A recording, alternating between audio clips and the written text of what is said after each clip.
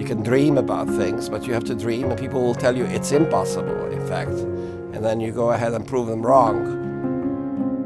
I was a young man of 8 years old. I was in Egypt.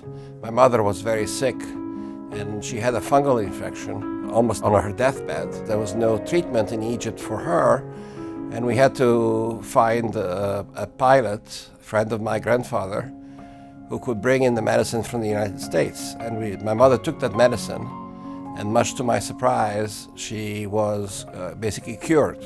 And I decided to dedicate my life to finding cures for diseases. I decided to do something that could have an impact on people's health.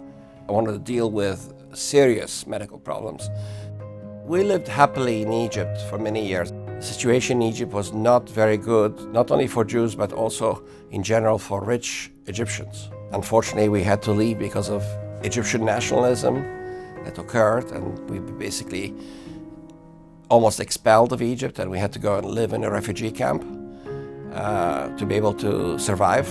President Nasser needed money, and I guess he found a way to do it is to take from the rich.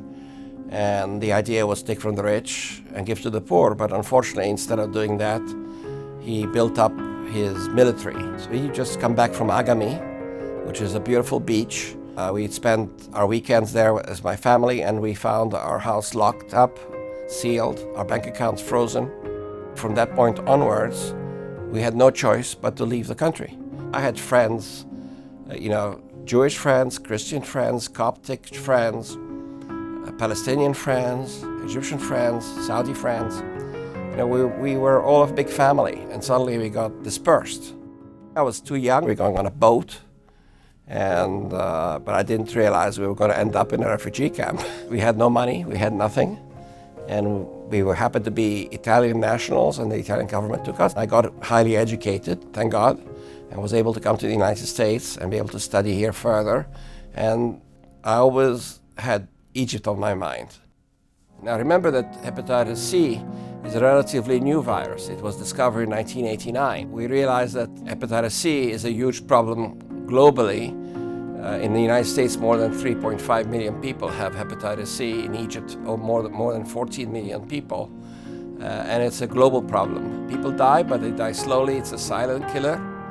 And we had to find a solution. The fact that I had all the training, I was in optimum position to be able to develop drugs for hepatitis C. In fact, I never received any funding, any support for my work on hepatitis C, but I realized the importance of that virus.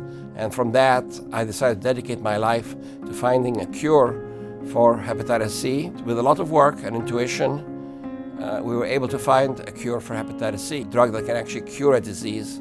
And for the first time in history of mankind, we're able to cure people who have hepatitis C. I was asked by the Egyptian ambassador to come to Egypt, to visit Egypt and try to help them. I needed to heal myself. I needed to heal from what happened to my family while we were in Egypt. I was 13 years old when I left. Going back to Egypt was really special. Memories came flooding. But my first visit was the toughest one. I've rekindled some friendships from my old school days. I worked with companies in Egypt to teach them how to make the drug very early on and gave them the formula how to make it. But I was able to convince the company to provide low-cost medicines to Egypt. They certainly could not afford to pay $30,000 or $60,000 per treatment. Today we have treatment in Egypt of less than $120 for a whole course of treatment. Today in Egypt we cured probably several million people, and the numbers keep increasing year after year.